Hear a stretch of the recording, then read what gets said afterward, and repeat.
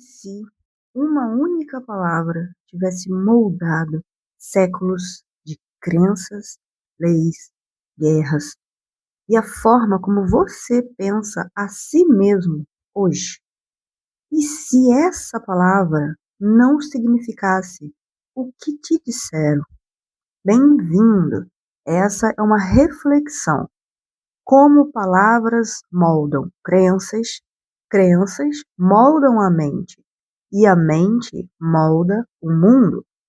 Sem atacar a sua fé, sem dogma, com seriedade, curiosidade e respeito. Vamos olhar cada tema por 3 lentes. A primeira lente é o texto e a história. O que está escrito nos originais e no contexto real. A Bíblia que temos hoje não foi escrita de uma só vez, nem foi escrita pelos seus personagens. Moisés não escreveu o Pentateuco, nem os apóstolos assinaram os evangelhos que levam seus nomes. São textos anônimos, atribuídos mais tarde a figuras conhecidas para dar autoridade. E ao longo da história, esse conjunto de textos passou por inúmeras traduções, do hebraico para o grego, do grego para o latim, do latim para centenas de línguas modernas. Temos hoje, no ano de 2025, 7.151 línguas vivas faladas no planeta Terra. Quando falamos das traduções da Bíblia, dá para entender que palavras nunca são universais. Cada uma carrega contexto cultural. Se hoje temos 7.000 línguas, imagine quantas nuances se perderam ao longo de 2.000 anos de traduções bíblicas. Cada tradução trouxe escolhas, interpretações e até erros, por que não? Além disso, nem todos os livros foram concluídos. Existiam muitos outros escritos, os apócrifos, os evangelhos gnósticos, textos de culturas vizinhas como os sumérios, egípcios, hindus e gregos. Alguns foram considerados inspiradores, outros simplesmente rejeitados. O que temos hoje, portanto, não é uma autobiografia dos personagens bíblicos, mas uma seleção feita por homens, séculos depois, com critérios muitas vezes mais políticos que espirituais. A segunda lente é a lente da ciência. O que a psicologia e a neurociência revelam sobre crenças e comportamento. Nos anos 60, Stanley Milgram fez um dos experimentos mais polêmicos da história. Pessoas comuns eram instruídas por uma figura de autoridade a aplicar choques elétricos em outro participante. A maioria obedeceu até níveis perigosos, apenas porque alguém em posição de poder mandou. Esse experimento mostra como uma crença em autoridade absoluta pode nos levar a agir contra nossa própria consciência. E o que é uma tradução da Bíblia, senão a criação de uma autoridade absoluta sobre milhões de mentes? Poucos anos depois, Philip Zimbardo conduziu o famoso experimento da prisão de Stanford. Estudantes foram divididos em guardas e prisioneiros. Em poucos dias, os guardas se tornaram abusivos e os prisioneiros submissos e traumatizados. Esse estudo mostra como papéis e crenças moldam comportamentos. Quando acreditamos ser inferiores ou superiores, passamos a agir como tal. O mesmo ocorre com crenças religiosas. Elas criam papéis sociais, santos e pecadores, salvos e condenados, que moldam nossa forma de viver. A neurociência mostra que o cérebro não vê a realidade como ela é. Ele vê aquilo que acredita ser real. Nossas crenças funcionam como filtros, decidem o que enxergamos, como interpretamos o mundo e até o que ignoramos. Se acreditamos em um Deus punitivo, interpretamos cada desafio como castigo. Se acreditamos em um Deus amoroso, interpretamos como aprendizado.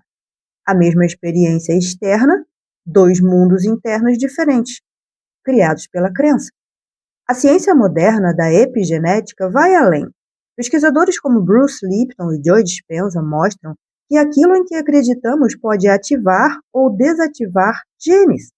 Crenças de medo e culpa ativam o eixo do estresse, liberam cortisol constantemente e enfraquecem o sistema imunológico.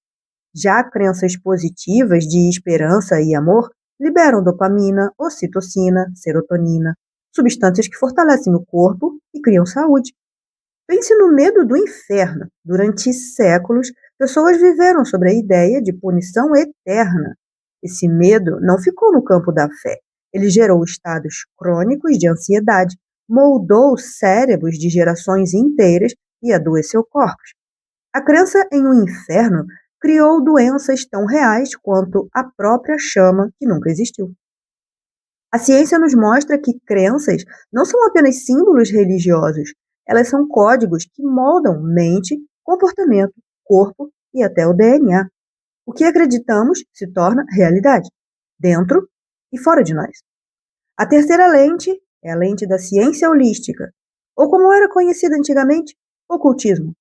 Como energia, intenção e consciência influenciam a nossa experiência. O que hoje chamamos de ciência holística, antigamente era conhecido como ocultismo. Não porque fosse maligno, mas porque era conhecimento escondido. Ocultus, em latim, significa simplesmente oculto. Na antiguidade, esse saber fazia parte das escolas de mistério. No Egito, com Ísis e Osíris. Na Grécia, com Eleusis e Pitágoras. Na Índia, com os Vedas. Na Idade Média, tudo isso foi reprimido, proibido e perseguido. O oculto virou sinônimo de proibido. Mas hoje, esse conhecimento retorna com outro nome, ciência holística. As mesmas leis da mente, da energia e da vibração, agora explicadas por psicologia, neurociência, física quântica e espiritualidade moderna. Os textos herméticos reunidos no Kybalion já afirmavam: o todo é mente, o universo é mental. Essa visão antiga ecoa o que hoje começamos a compreender. Pensamentos, crenças e palavras não são apenas ideias, mas forças criativas que moldam realidade. Cada palavra carrega vibração e cada vibração gera forma. Na ciência espiritual, crenças coletivas criam formas de pensamento chamadas egrégoras. Quando milhões de pessoas acreditam no mesmo símbolo, seja um deus vingativo, seja um inferno, isso gera um campo energético real que influencia comportamentos e até eventos históricos. Não é metáfora, é um campo vivo, alimentado por nossas emoções e pensamentos. O psiquiatra Carl Jung mostrou que existem símbolos universais no inconsciente coletivo, os arquétipos. Eles são moldes invisíveis que influenciam como pensamos, sentimos e nos relacionamos. O arquétipo da Virgem, por exemplo, se tornou um ideal de pureza inalcançável, moldando séculos de repressão. Hélio Couto explica que arquétipos são energias que podem tanto expandir quanto aprisionar, dependendo de como são ativadas. Em diversas tradições, o som é considerado criador. Na Índia, os mantras são chaves vibracionais. No Egito, conhecer o nome secreto de um deus era ter poder sobre ele. Na Bíblia, tetragrama YHWH não podia ser pronunciado, como se o som carregasse poder demais. E a física moderna mostra que o som e frequência alteram a matéria. Palavras são mais do que símbolos, são vibrações que programam a realidade. Pesquisadores como Wagner Borges relatam experiências fora do corpo em que consciências femininas e masculinas se manifestam como instrutores, confirmando que há vida além da vida.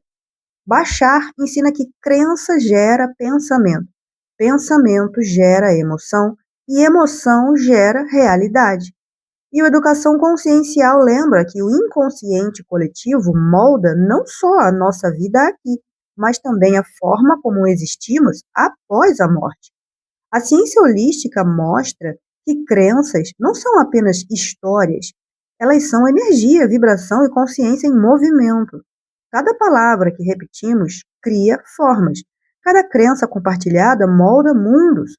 E quando entendemos isso, vemos que o poder da palavra não para no texto, ele alcança o corpo e a alma e o cosmos. Por que isso importa?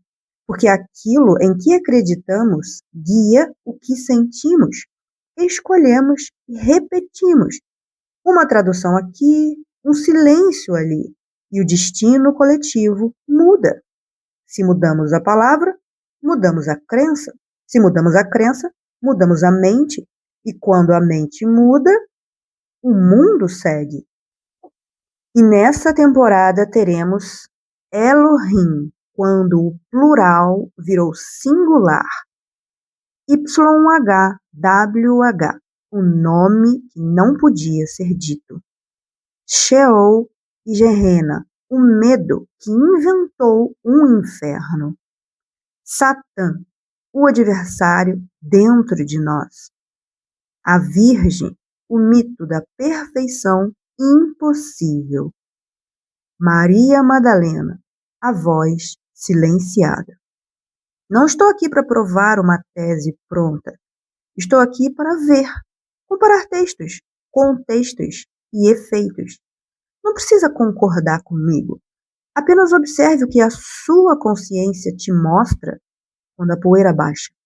E se esse caminho ressoar com você, inscreva-se, ative o sininho, compartilhe com quem busca mais que respostas. Busca compreensão.